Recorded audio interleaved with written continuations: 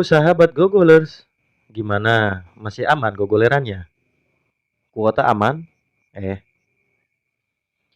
Serbian Film merupakan film dari negara Serbia yang penuh dengan adegan kukudaan. Karena film ini juga menceritakan tentang hidup seorang aktor senior pemeran film kukudaan. Maka wajar jika beberapa scene-nya penuh dengan adegan kuda lumping. Daripada kukudaan, lebih baik kita saksikan sinopsis film Kuda Lumping. Lebih baik kita saksikan sinopsis film Serbian Film.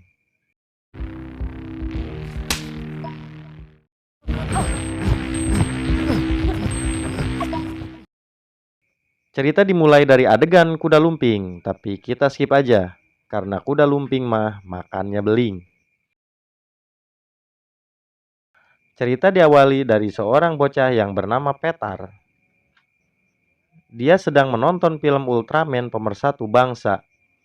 Berhubung film ini kuda lumping, maka Ultraman-nya juga sedang kukudaan. Tidak berselang lama, kedua orang tua bocah itu masuk. Alangkah tidak kagetnya ketika mendapati anaknya sedang menonton Ultraman memakan dorayaki. Kenapa? Karena aktor film Ultraman-nya itu adalah bapaknya sendiri. Ya, Milos. Adik ipar dari kakak mertuanya kakek Sugiono ini merupakan seorang aktor senior pemeran film Ultraman naik kuda lumping. Berhubung sudah kenyang mencicipi dorayaki buatan Serbia ini, maka Milos memutuskan untuk pensiun dini dari perfilman kuda lumping. Walau imbasnya, ekonomi Milos jadi sulit, hutang melilit. Ketika istri Milos, yaitu Maria, bilang kalau bulan ini Petar belum bayaran sekolah PAUD. Disitulah pikiran Milos asa-asa. Asa hayang, asa embung. Masa saya harus kukudaan lagi? Cerita berpindah ke taman kota, di mana Milos sedang menikmati kopi jenggot. Teman yang dulu pernah adu kelamin dengan Milos datang, yaitu Lela. Lela menawarkan sebuah pekerjaan kuda lumping dengan bayaran yang mahal. Lela menjelaskan, jika Milos menerima pekerjaan ini, maka Milos bisa menyekolahkan anaknya ke kebidanan. Di sela obrolannya, adik kandung Milos datang. Sebut saja namanya Andang. Andang adalah seorang polisi yang tidak tahu tugasnya apa. Yang pasti, Andang sudah lama tidak kukudaan. Sekalinya kukudaan, tidak lama. Njima ne treba. Maghrib pun tiba.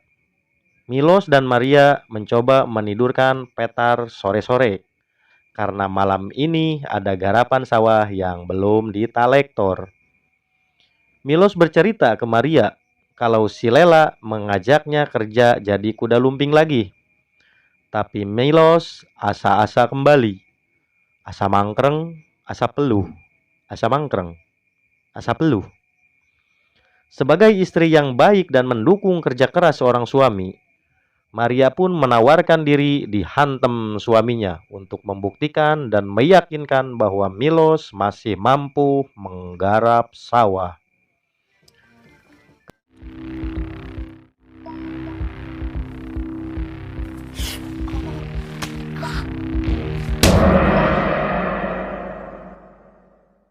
Ketika memandang ke jendela, Milos melihat mobil Grab parkir di depan rumahnya. Ternyata itu adalah si botak, suruhan produser sekaligus sutradara film Ultraman naik kuda lumping, yaitu Pukmir. Pukmir merasa kagum dengan akting Milos yang ahli dalam tuak taek dan menawarkan pekerjaan dengan bayaran yang tidak dibilang nominalnya. Yang jelas katanya mahal. Milos merasa bingung. Ditawari pekerjaan sebagai ahli panjat, tapi tidak diberitahu harus manjat apa. Manjat tebing, apa manjat pohon kelapa? Manjat ranjang. Za odabranu klijentelu. Dobro, a šta je to što ti... Cerita dipersingkat lagi ketika Milos pamer kelek yang bersih tanpa bulu ke istrinya. Istrinya bertanya, apakah kamu pakai Rexona? Tidak, karena surat kontraknya belum ditandatangani. Milos merebeja alias memberi kabar ke Maria kalau bayarannya itu sangat mahal, yaitu hanya Milos dan Maria yang tahu. Yang jelas, Petar aman untuk masuk ke bidanan, walaupun dia laki-laki. Berkat dukungan dari keluarga dan mempunyai bakat yang terpendam, yaitu bakat kubutuh, akhirnya Milos menerima pekerjaan itu. Milos mulai olahraga karena tuntutan pemeran Ultraman mah harus kuat. Sementara itu di rumah Milos, Andang sedang menggoda Maria.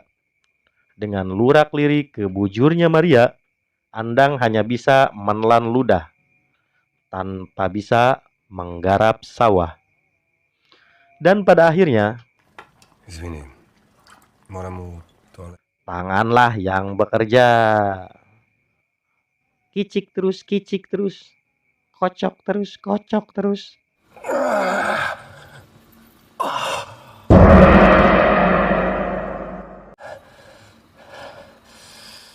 Alur berpindah ke Milos yang ngadon ngopi ke rumahnya Pukmir.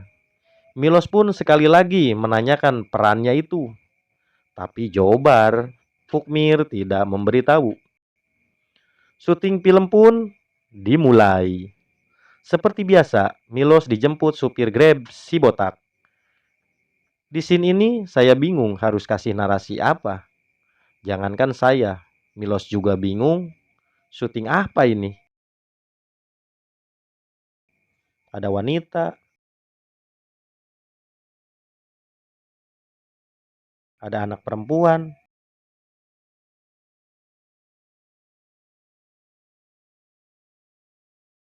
Ujung-ujungnya main karaoke mikrofon lendir.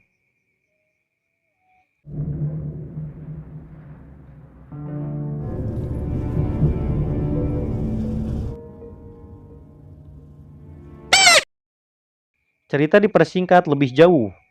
Usut punya usut, ternyata Pukmir berencana membuat film eksploitasi anak tentang perkuda lumpingan.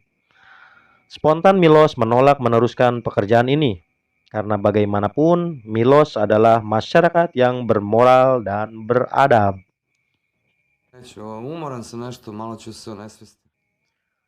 Untuk akhir-akhir cerita narasinya puyeng dibacakan karena alurnya maju mundur dan juga banyak adegan penindasan, baik penindasan nyawa ataupun penindasan alat kelamin.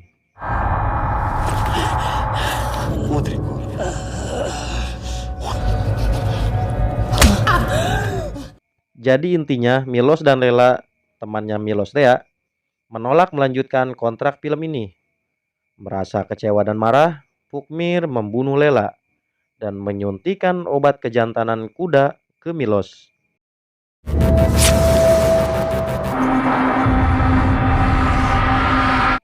Sehingga Milos mubak-mabik, encas-encos ke sana kemari.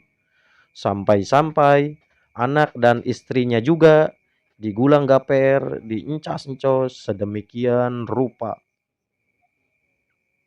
Setelah Milos setengah sadar dari obat kejantanan kuda dan melihat anak istrinya tak berdaya digauli olehnya, Milos pun mubak-mabik lagi membunuh semua kru yang terlibat dalam produksi film itu.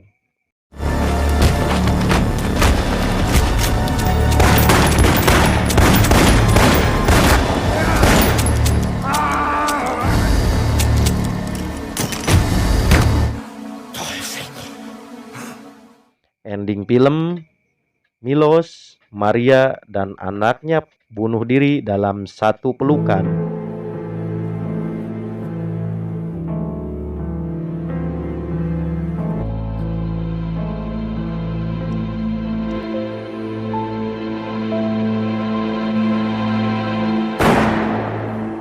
Dan yang lebih keheadnya lagi, eta orang sudah bunuh diri, masih we disutingkeun.